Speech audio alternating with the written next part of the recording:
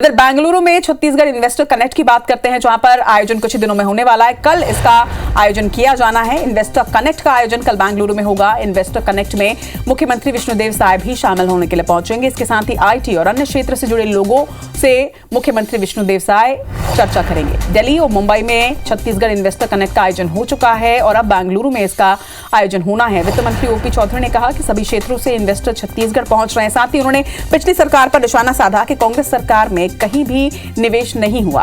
छत्तीसगढ़ में कांग्रेस माफिया को आकर्षित करती थी। रेत, शराब, रेडी टू ईट के माफिया काम कर रहे थे, मगर अब इन्वेस्टर्स आकर्षित हो रहे हैं और अब इन्वेस्टमेंट आएगा। सभी क्षेत्र से इन्वेस्टर्स अब नजर आ रहे हैं। छत्तीसगढ़ में कांग्रेस माफिया को आकर्षित करती थी और यही वजह थी कि उस वक्त रेत, शराब और रेडी टू ईट माफिया लगातार छत्तीसगढ़ में काम कर रहे थे।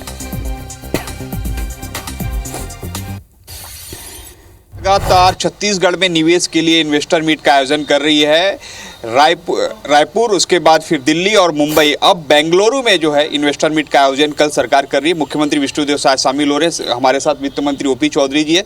वित्त मंत्री जी, कैसे देखें इस इन्वेस्टर मीट को? कैसे, कौन कौन से निवेश किस किस क्षेत्र से आ रहे हैं? हमारे मुख्यमंत्री जी लगातार इन्वेस्टर्स कनेक्ट कार्यक्रम, चाहे वो दिल्ली हो, मुंबई हो, बेंगलोर हो, अलग अलग जगहों में कंटिन्यूअस बेसिस पे कर रहे हैं।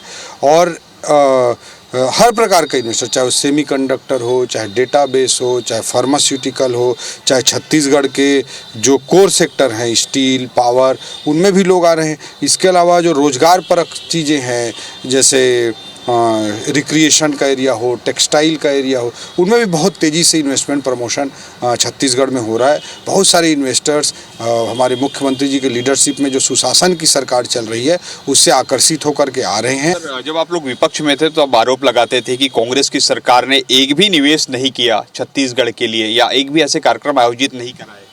ये कांग्रेस को तो माफियाओं को लाना था, चाहे वो शराब का माफिया हो, चाहे वो रेत का माफिया हो, चाहे रेडी टू ईट का माफिया हो, चाहे पीएससी का माफिया हो।